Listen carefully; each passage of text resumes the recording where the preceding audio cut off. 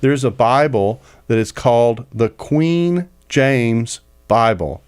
There is a group that sat down with the King James Scripture and worked their way through 8 passages. We'll be discussing more than that today, but 8 passages that they altered in light of what they claim is the proper way to render these texts. And so we thought this is a great way into discussing this material. Let me give you the introduction to this Bible and what it has to say.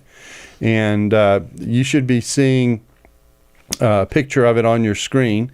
And it says, homosexuality was first mentioned in the Bible in 1946. The Revised Standard Version, And so it talks about the mention of LGBT Bible interpretations.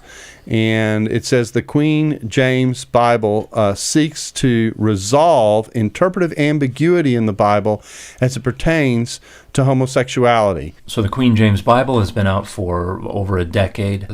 It's really just a 1769 Blaney edition of the King James Version, the most popular edition that was ever published, and they are only reinterpreting those passages that are commonly used as condemnation of homosexuality.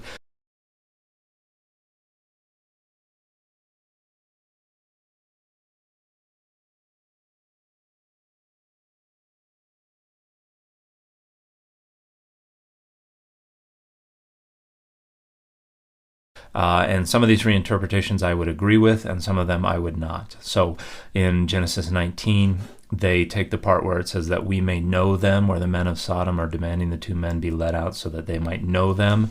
It says that we might rape and humiliate them. Now, that's not what the Hebrew says, but that's absolutely the rhetorical force of that statement.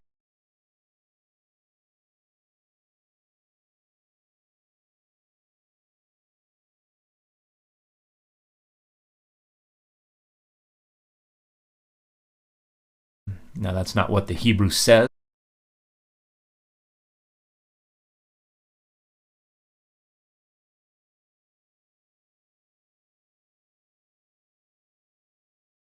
This is Genesis 19. This is the discussion of what took place at Sodom and Gomorrah. And the editor's notes on the Gay Bible discuss this text and treat the issues here. This is a passage where Lot encounters some visitors, and they want to euphemistically engage. No, in the language of the text. No, in the language of the text. That's right. And then there's dispute about exactly how this text works in this conversation. I'll just read a portion of this text. I am reading from the Net Bible. It says, before they could lie down to sleep, all the men, both young and old, from every part of the city of Sodom surrounded the house. They shouted to Lot, "Where are the men who came to you tonight? Bring them out so that we can," and I take it this is know them. Yes.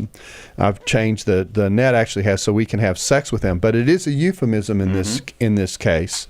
The following context makes that clear. They're not just asking, we would like to meet these fellows and say hi to them. Yeah. No, there's more going on than that. I think an ancient Israelite reader, reading this in the larger context of the canon, in light of some passages in Leviticus, which we will get to, would look at this and say, this is horrible, treating visitors this way.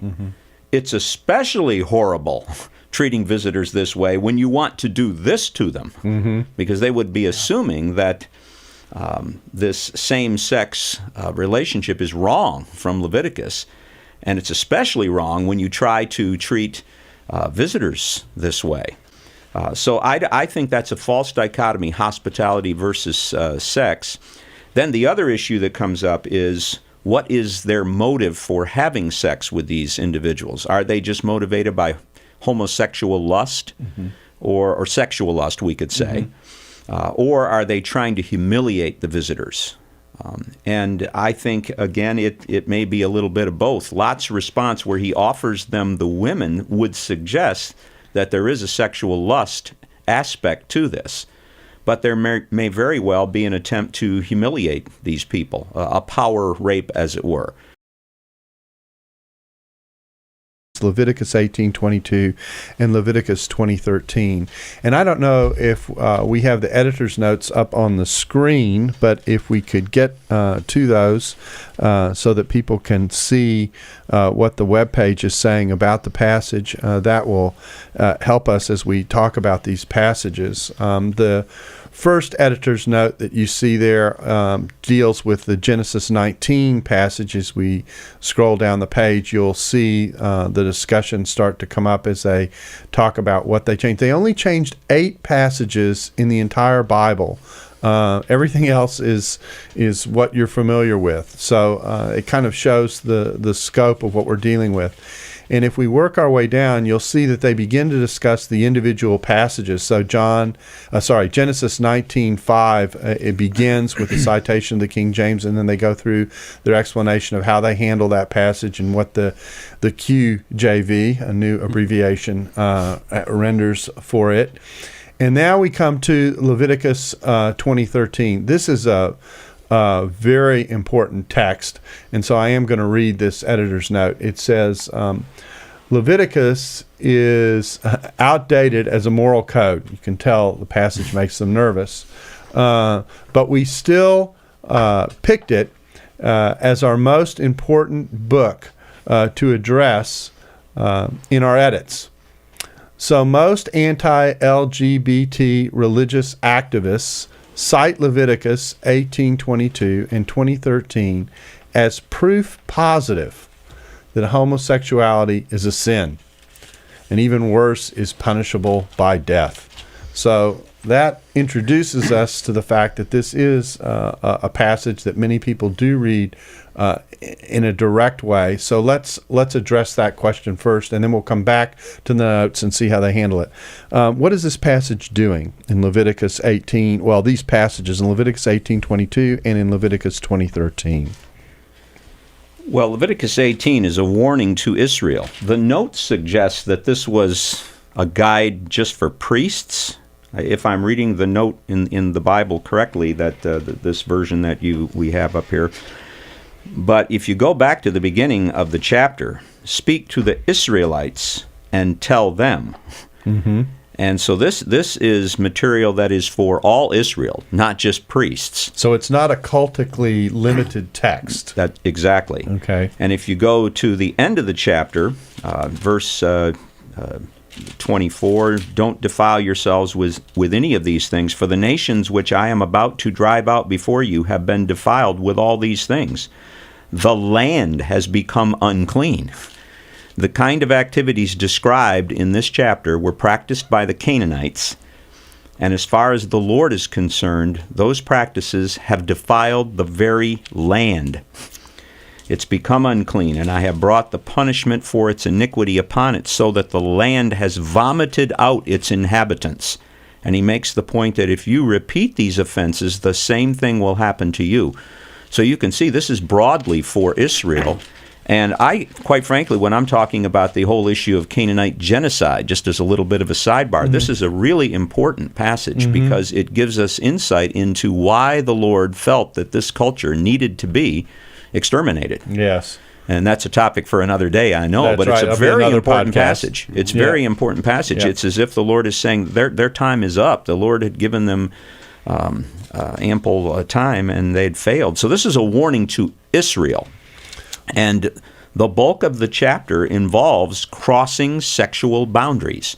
Maybe we'll talk later about Jesus' statement when he's asked by the Jewish leaders about divorce and remarriage, and he goes back to Genesis 2, and he quotes the text in its an alternative form there. The two will become one. Mm-hmm. He talks about man and woman, and the two will become, kind of rules out polygamy and any other option, really.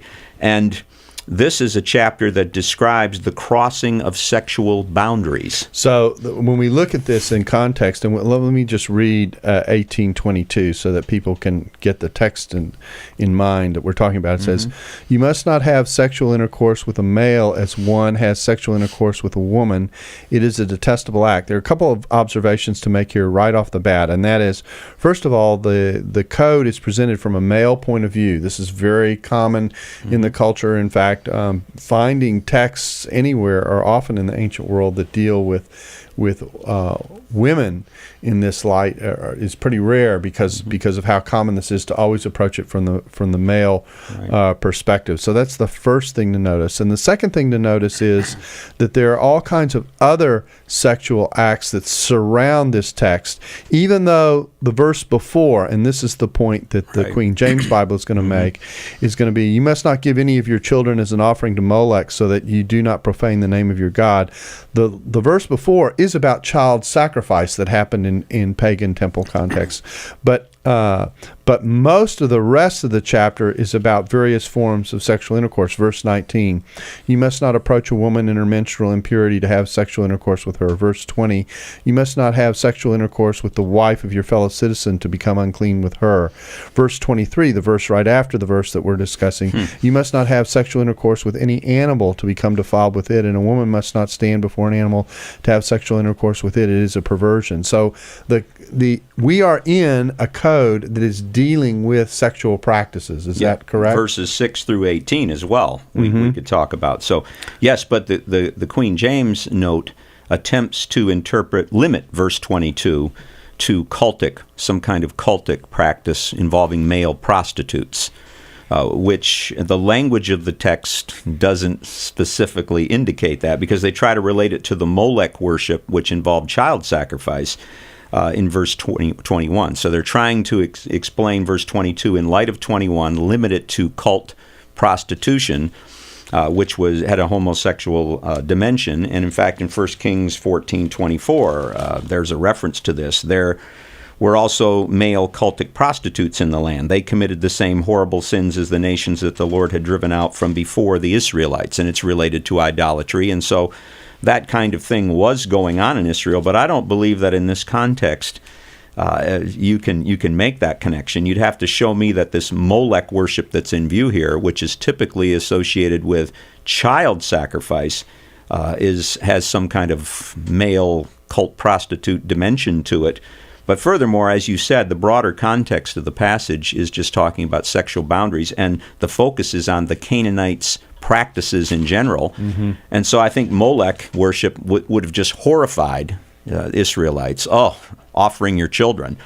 And then verse 22 is right in there with it. And so I don't think that verse 21 limits verse 22. These are just examples throughout the chapter what the Canaanites were doing that had brought them to the point where God was ready to eliminate them. Now, the key term in this passage is the idea of this is an abomination, is the way a lot Toeva. Toeva, that's right. The Net Bible translates this as a detestable act. The Queen James Bible tries to soften this to a certain degree and make it basically say taboo. It's like a slap on the wrist, if I can say it that way, as opposed to something more serious. How should we view that term? However, whatever gloss you want to use to translate it, even if you want to use taboo, this is serious stuff. This is very serious stuff, because look at verses 24 and following. These actions are so serious that from God's perspective, they justify eliminating a society from the face of the earth. So that's what a toeva is. Let's not water it down. This is repulsive to God. Serious business that justifies this very harsh judgment that he was ready to bring upon these people. And he says the land has been defiled by these kinds of actions. And even if you want to say, well, toeva is just used a few times on the specifics, in those later verses, it characterizes all of these actions as being of this nature. Now, another question that often comes up in relation to this passage, and I've alluded to this by citing the context, is the scope of what is prohibited here and seen as detestable in one way or another includes something as basic, if I can say it that way, as approaching a woman who's menstruating. So, how do we view that act in relationship to the list that comes later? Should we make a distinction between the first verse, which is simply descriptive and doesn't put any kind of a sanction, I guess, on what's being said? You come to the next one, and it says that you become unclean if you do the act of verse 20. This is the wife of your fellow citizen. But if you you profane the name of the Lord if you engage in child sacrifice, but you commit an abomination if you have sexual intercourse with a male. Is that an observation worth making as we move through this list, that what is attached to each act is put in a slightly separate category as we move along? Yeah, then in verse 23, there's a even different word that's used, which is not as common, and it's translated perversion. So there may be an escalation here. They're all wrong. They're all violations, but there may be an escalation of sorts. Because in the law there are violations, and then there are violations. That's right. Exactly. And some people will look at verse 19 in particular and say, well, that doesn't sound so bad. Yeah. And therefore they'll maybe try to question the relevance of everything here. We wouldn't think that was wrong, right, in the way they did, but I think that's wrong to look at that one verse and then say, well, the other things may not be so wrong either. No. From the ancient Israelite perspective, verse 19 would be serious business. We can't impose our modern attitude on that. And that has to do with the ancient attitude towards blood. And cleanness. If you go back to chapter 15, you get the female bodily discharge section there in chapter 15, and this menstruation issues are mentioned there as well. And so, again, this would be more serious for them than it would be for us. But I think that's an excellent point, Darrell, that there may be some escalation here as these illustrations are being used. Yeah. Do we also, though, need to think through the purity codes and things like that? These ancient peoples would have had, separate purity codes, and some of these things might have seemed, to us may not seem so bad, but in those cases, like you said, they would have made a huge distinction what's pure and what's impure. Oh, yeah. And, like you say, you go back to chapter 15 where the male discharges, the female discharges, and it actually refers there to a man having sexual intercourse with a woman so that her menstrual impurity touches him. How does that relate to chapter 18, verse 19, where it seems to be more serious? And I think some would interpret 15:24 as if she begins to have her period while they are having intercourse. That's what that's referring to, whereas chapter 18 is talking about a more deliberate sort of action. Yeah, I'm trying to be delicate here. Right, I understand. Well, I think it's important to understand that there are several things that are happening in these passages all at once. We've got cultural factors. We've got, if we want to think about it, there are, and these cultural factors are impinging on some of what is said is going on at a moral level. And so it isn't just a matter of reading the text, saying I've got an action, and boom, that takes care of the text. That's what I think it's important to be sensitive to as we have these conversations about these texts. But I think there is a cultural dimension. But I think we need to remember these are not just taboos for priests. These are Canaanite practices that, in the sight of God, were serious enough that he would tell Israel, wipe out this society, man, woman, and child.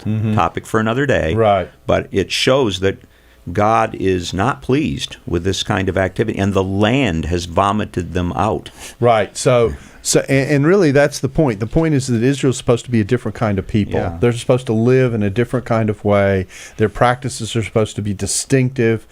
We could use the term set apart. We could even use more religious language, sanctified. They're to have a distinct quality in terms of who they are. Okay, that's Darrell, if I jump in here, in the parallel in chapter 20, verse 13. That's actually where we're going next. Okay, all right. Well, go ahead. I was going to say that the penalty here is death.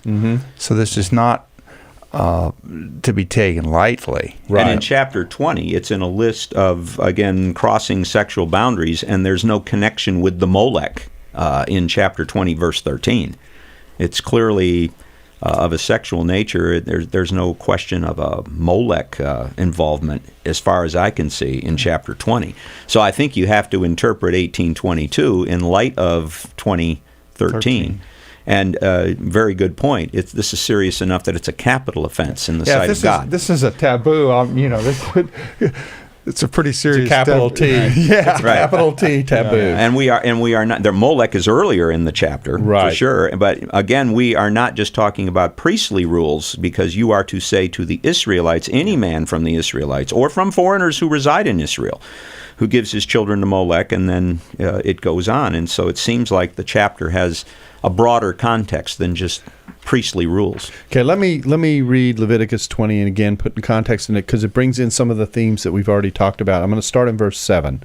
You must sanctify yourselves and be holy, because I am the Lord your God. That's the point. You're to have a distinct lifestyle and live in a way that's different from the nations around you. You must be sure to obey my statutes. I am the Lord who sanctifies you. Verse 9. If anyone curses his father and his mother, he must be put to death.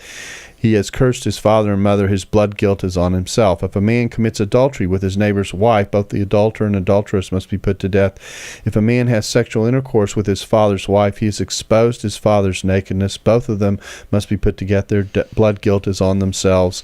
If a man has sexual intercourse with his daughter-in-law, both of them must be put to death. They have committed perversion. Their blood guilt is on themselves. If a man has sexual intercourse with a male as one has sexual intercourse with a woman, the two of them have committed an abomination. They must be put to death. Their blood guilt is on themselves. If a man has sexual intercourse with both a woman and her mother, it is lewdness. Both he and they must be burned to death. So there is no lewdness in your midst. And it goes on to talk about sex with an animal, etc. So, and both man and woman in this case. That's in verse 16, a woman approaches an animal. Yeah. Now, this is a very strict code. There's no doubt about that. And it's a strict code covering a variety of offenses. That's also important to note. We aren't just highlighting one thing here. There's a set apartness in Israel for holiness that runs across a whole gamut of actions. But one can read this and say, this is a pretty serious list of violations that we're talking about. Yes, and tucked right in there in verse 13 is this same-sex violation. But it is important, and I think you alluded to this, is that we're not picking on that. Right. There all of these other boundary crossings in the area of sexuality are also wrong, and they're going to be treated very harshly. So this term that we've translated as abomination is this to'evah term again. It's the same term that we saw in Leviticus 18. So if you were to summarize where Moses takes us in the Torah on this issue, what kind of a summary would you give us? That God expects his people to be holy. They are to reject the practices of the Canaanites that are described here, so many of which involved crossing sexual boundaries, whether it be incest, bestiality, same-sex, and he is warning Israel that if they violate God's command in this regard, they, like the Canaanites, will forfeit their place in the land. They need to be a holy people, set apart. And this is a way of communicating an intense offense to God in terms of the way he has created people to live. That's right. This transcends culture. It's got a cultural dimension to it, but it transcends culture. It's not limited to priests, and it's God is upset by these things. He has created human beings to function in a certain way sexually. Jesus refers to this later. And he is upset when they violate the design. They need to stick to the owner's manual provided by the Creator. Okay. Now, we have one other text that we want to discuss. It's not listed in the Queen James Bible, but it is a part of the conversation that sometimes comes up. And this is the relationship between Jonathan and David, which is sometimes alluded to have been more than a friendship. Yeah. So I'll just let you deal with that in general, and how should we look at the way in which this relationship is handled? Well, David and Jonathan were very good friends. Jonathan saw that David was going to succeed his own father Saul, and he committed himself to David as the future king of Israel. In the story, Jonathan is a foil for Saul. Saul resists God's decision, refuses to own up to his own failure, and tries to kill David. Jonathan, though, shows this is the way you should respond to God's chosen king. That's the larger context. Jonathan, of course, tragically dies with Saul in battle. And then in 2 Samuel 1:26, David is writing a lament for both of them. And he says in verse 26, I grieve over you, my brother Jonathan. You were very dear to me. Your love was more special to me than the love of women. And some will interpret that as, see, David had a same-sex relationship with Jonathan that meant more to him than any of his relationships with women. And David, of course, had many such relationships that are described in these pages. But I think the assumption there is that love is being used the same way with respect to Jonathan as it is the women. I don't think that's what's in view. I think David is saying, Jonathan's loyal love to me was greater than anything I experienced with any women. And you see this if you go back to chapter 18 of 1 Samuel. When David had finished talking with Saul, Jonathan and David became bound together in close friendship. Jonathan loved David as much as he did his own life. And then Jonathan made a covenant with David because he loved him as much as he did his own life. And he took off his robe and he gave it to David along with some of his military equipment. And in the ancient Near East, sometimes in covenant context, the word love is used for loyalty between parties. Mm-hmm. That's what's going on here. Mm-hmm. That's the loyalty that's in view. And as you read through the story, there are times when Jonathan helps David escape, and he comes and visits him in an hour of need and assures him that God is going to see him through this. And so Jonathan demonstrates this loyal love to David, and that's what David is referring to. He's not suggesting that it's the same kind of love. Love is very broad in its reference in Hebrew. It's kind of a wordplay that David is developing there, where Jonathan's loyalty to me, I never found that from women. It's as I look back, that's more satisfying to me than the purely physical love that I had with that I've had with women. Mm-hmm. Yeah, I think a good comparison here would be the Homeric material, which if we actually date, I mean, we're talking a bit of a distance, but when you talk about the ancient world, not that big of a difference. Homer has really no explicit discussion or example of any type of homoerotic experience by anyone there. Of course, you have Achilles with Patroclus, but there's nothing explicit there. And just like the Old Testament, it seems like there's no real resistance to these authors to make it clear what's going on. Sure, they use euphemisms in various places, but they also make those euphemisms clear at times. And again, this could be later interpretations reading it back into the text. Mm-hmm. There's nothing explicit in the Homer material, just like it doesn't seem like there's anything specific in the Samuel material. No, I think that it's just a very superficial understanding of love and a failure to really appreciate what's going on in 1 Samuel 18 and the ancient Near Eastern background for that kind of language, which is being reflected in 2 Samuel 1:26. He's referring back to that text and that experience. Yeah. Well, that kind of completes our survey of the Old Testament. Let's turn our attention to the New Testament, and here it's interesting. I think the place to begin is kind of in a space that might be a vacuum, and that is most people when they engage in this discussion say, "Well, Jesus didn't say anything about any of this." This is the text that we're going to be looking at come from Paul. There's going to be one text we'll discuss that comes out of Jude that looks back on the Sodom incident in a generalized kind of way. But really, Jesus himself never addressed this. And so that is often used as a kind of way of saying this is not such a big deal, that the church has made far more out of it than ought to be made of it. Gentlemen, how do you respond to someone who starts there, that Jesus didn't say anything about this, and so didn't or wouldn't have had any objections? I think you're right. He doesn't say anything explicitly about it.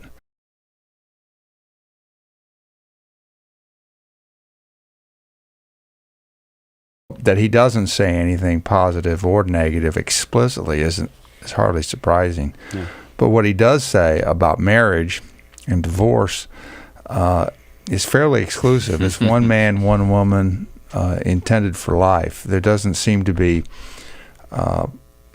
any other viewpoint that he has or holds or proposes. Now, in some sense, that's an argument for silence, but in a sense, it's not as silent as Jesus saying nothing about the topic. Well, if an Old Testament guy can jump in here, in Matthew 19:4, he actually goes with an alternative reading. The traditional Hebrew text just says, "And they will become one flesh." He goes with that alternative reading, "The two of them will become one flesh." It seems like he's really stressing that as the model, maybe with more of a polygamous kind of thing in mind, involving divorce and remarriage, but that's pretty exclusive. Yeah, with all kinds of implications. So what we get is a definition of what marriage is here, but we don't get a direct address of same-sex relationships. Jesus doesn't deal with that topic explicitly. Directly. I think implicitly he does. That's right. But again, he doesn't have much of an opportunity in first century Israel, I don't think, to address such an issue. But he does reaffirm a very traditional understanding of marriage, one man, one woman. Now, having said that, and this is I've set this up on purpose as talking about what's going on with Jews and Judaism and what's going on in Rome and the Greco-Roman world, we come to Romans 1, which is obviously probably the most discussed text in the New Testament on this topic, a significant text in which Paul is engaged in why the nations are in need of the gospel. In a very generic kind of way, he'll turn his attention to the Jews in chapter 2. But in chapter 1, verse 18, down to the end of the chapter, in verse 32, we're in the midst of a discussion about the state of the world among the nations and how they have exchanged the Creator for the creature and are engaged in a life and in elements of lifestyle that show their distance from God. It's very, very important that in all of these discussions that we are having, the presence of God and the honoring of God are very much in the background of all these passages. We do not live in a secularized world in which God is an optional player. He's very much present, and how we interact with him is a part of this discussion. Jay, why don't you take us through these key verses in Romans, and let me get them before we start. I'm going to get this on the iPad so I can read it, and then we'll discuss these verses. I'm going to start in verse 24. Therefore, God gave them over in the desires of their hearts to impurity,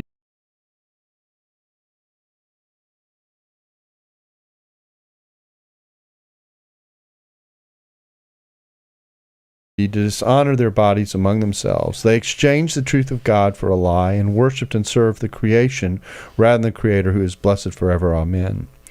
For this reason, verse 26, God gave them over to dishonorable passions, for their women exchanged the natural relations for unnatural ones.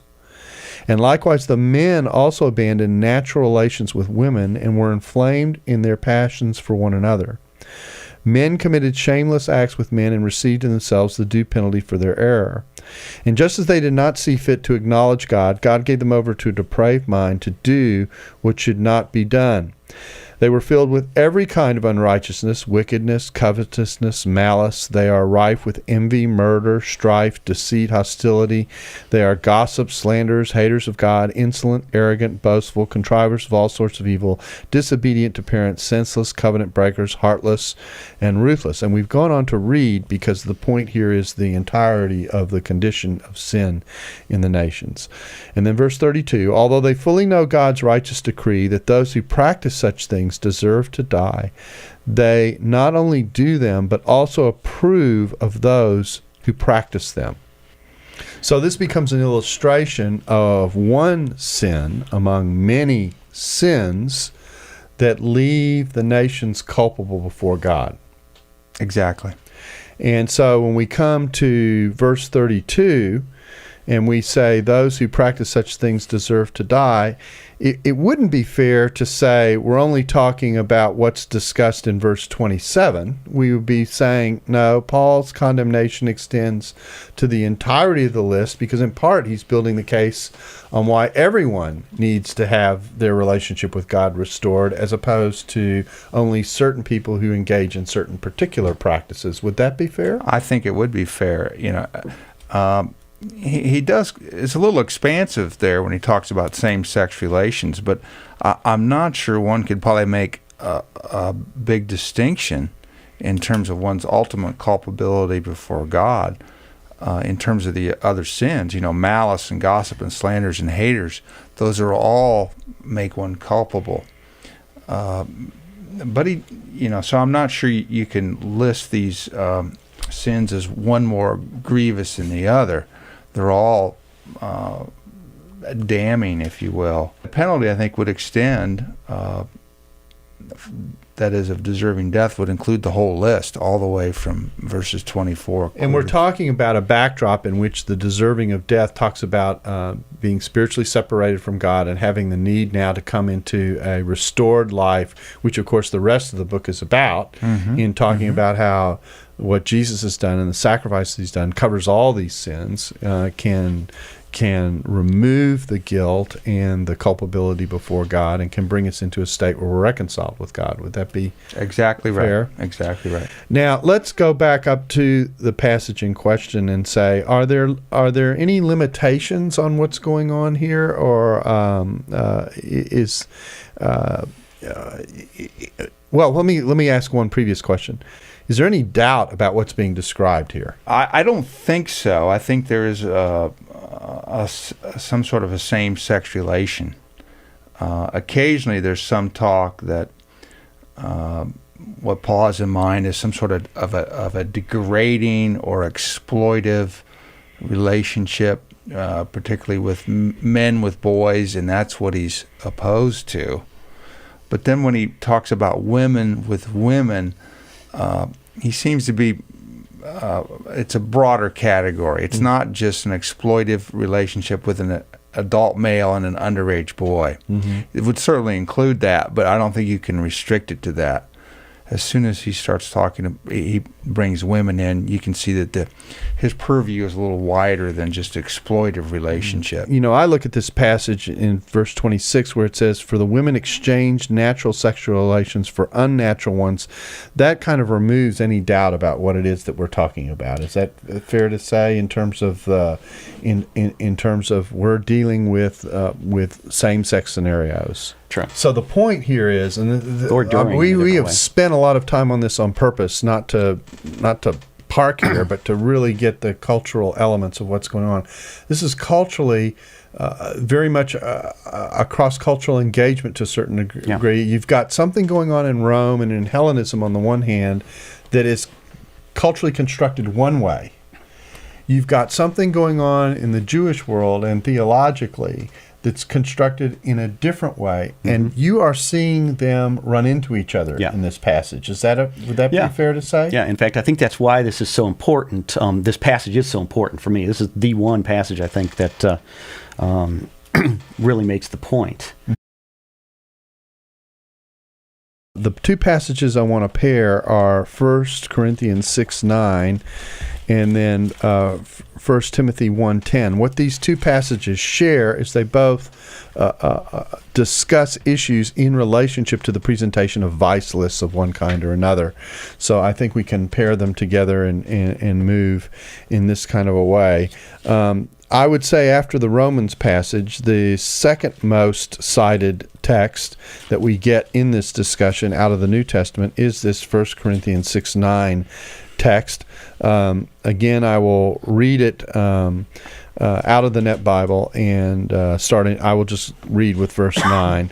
Do you not know that the unrighteous will not inherit the kingdom of God? Do not be deceived. The sexually immoral, idolaters, adulterers, passive, and I'm going to pull the word homosexual here.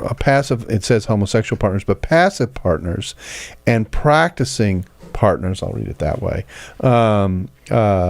be the active partner. Thieves, the greedy, drunkards, the verbally abusive, the swindlers will not inherit the kingdom of God. Some of you once lived this way, but you were washed, you were sanctified, you were justified in the name of the Lord Jesus Christ and by the Spirit of our God. And then it goes on. Now, we've got, again, a vice list. I think it's fascinating that we always find this discussion not in isolation, but always tied to other conversations about other kinds of sin. And what we have here are two terms that I think we're going to have to talk about, malakoi and arsenokoites. So we've got two words here, one of which translates, I want to be very literal, soft, if you want to think of it that way, and the other of which literally is the combination of two words, male and bed, okay? Just to show you the difference between the terms. I actually think that in this case, thinking literally about what the word pictures are helps you to understand sort of what the words are getting at. So in one case, in the picture of the soft, I've got what is translated oftentimes as passive, the person who is not the active player.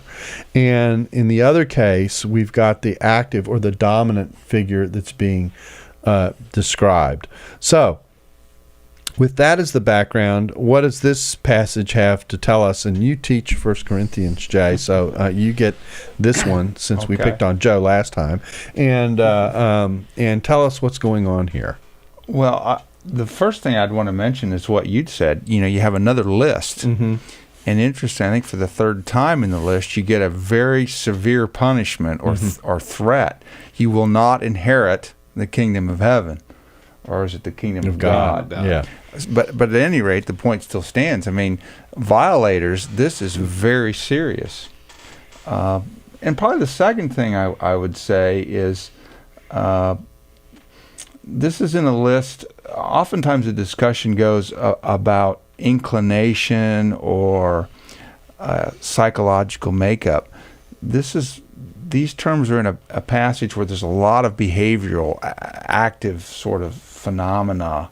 You know, you're a drunkard, you're a coveter, you're a reviler, you're a swindler. It's in a list of actions. So I'm not sure Paul's really talking about some sort of psychological makeup of individuals. Yeah, I think it's interesting that the word that comes before the two terms that we're discussing is the word adulterer. And I know that in some of the blog exchanges I've had on this issue with people who are defending same-sex lifestyle in one way or another, and they're making the psychological point, well, I'm made this way, or I have an inclination in this direction. You know, I like to make the point, well, I may have an inclination that I'm quite capable of thinking about having sex with other women. You know, I may have that inclination, but that doesn't mean I act on that inclination, and that or that gives me the right to act on that inclination. And so this is a case where I think the nature of the lists may help us think through what it is that's being dealt with in the Scripture. And what's being dealt with in the Scripture is playing out on the inclination or acting on the inclination, as opposed to simply being in a certain place emotionally or having a certain kind of proclivity. I think many of us have proclivity. I mean, I think of Jesus' passage on the Sermon on the Mount where he talks about, you know, it's not adultery, it's lust that's the problem.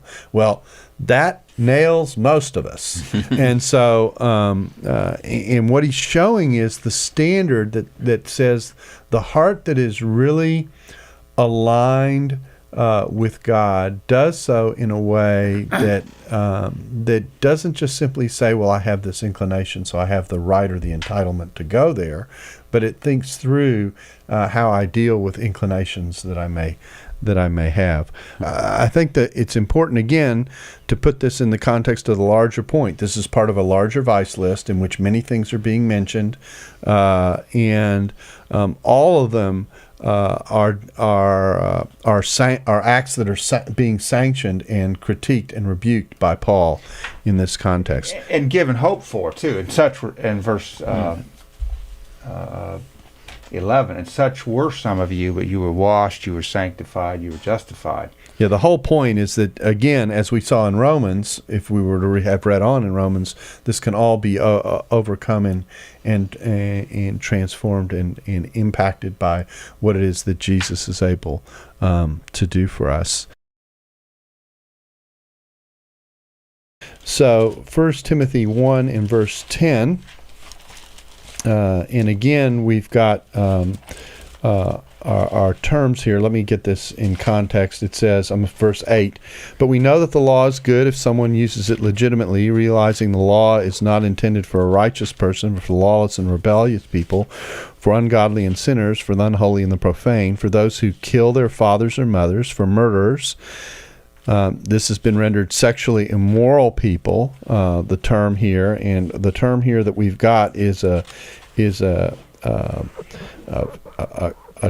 fused term, if I can say it that way. Sexually immoral people, practicing homosexuals, kidnappers, liars, perjurers, in fact, for any who live contrary to sound teaching. So we have the immoral in general to start off verse 10, and then we have our term coming back that we saw in 1 Corinthians 6:9, the second term of the two that we were talking about earlier when we had the soft, and then whatever we do with the male betters to keep the term fairly literal here. And just if I can jump in real quick, those are the two terms. I mean, those two terms that have been combined here are the two terms used in the two Leviticus texts In the Greek, yeah. Yeah, but they're separated in Leviticus. Now, I say that, of course, Leviticus is written in Hebrew, but when it's translated into the Greek, Septuagint, what we call the Septuagint, the Greek Old Testament translation, which is an ancient translation. It uses those two words separately both times. It uses them in Leviticus 18, and then it uses them both again in Leviticus 20, and then in the Corinthians text and in the Timothy text, they're combined. They're pulled together.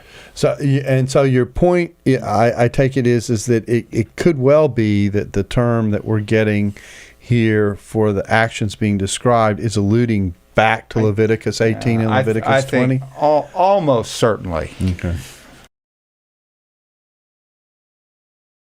In Jude chapter 7, I guess it's appropriate to end up here in many ways, because it takes us by going to Jude, we're going to go back to Sodom at the same time. So we get to kind of circle the wagons in our discussion.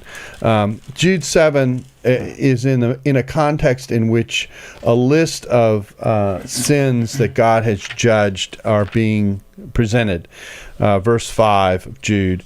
And now I desire to remind you, even though you've been fully informed of these facts once for all, that Jesus, having saved the people out of the land of Egypt, later destroyed those who did not believe. You also know angels who did not keep their present domain, but abandoned their own place of residence. He is kept in eternal change and utter darkness, locked up for the judgment, the great day. That's the second sin. And now we come to the Sodom and Gomorrah. So also Sodom and Gomorrah and the neighboring towns, since they indulged in sexual immorality and pursued unnatural desire in a way similar to these angels, are now displayed as an example by suffering the punishment of eternal fire. The description here is actually rather generic in terms of the language that's used. So really, all we're doing is alluding to Sodom and Gomorrah and basically saying, well, whatever was wrong and what happened at Sodom and Gomorrah, that's what God judged and dealt with. So when we boil it all down, what we end up with are three or four central passages on this particular conversation, and that would be the Leviticus 18:22, the Leviticus 20:13, the Romans 1:26 through 32, and the 1 Corinthians 9 passages. Those are really the four texts out of the 8 that relate to this conversation in a way where the other factors aren't so complicated that we can't know whether those texts relate to the conversation or not. Fair enough?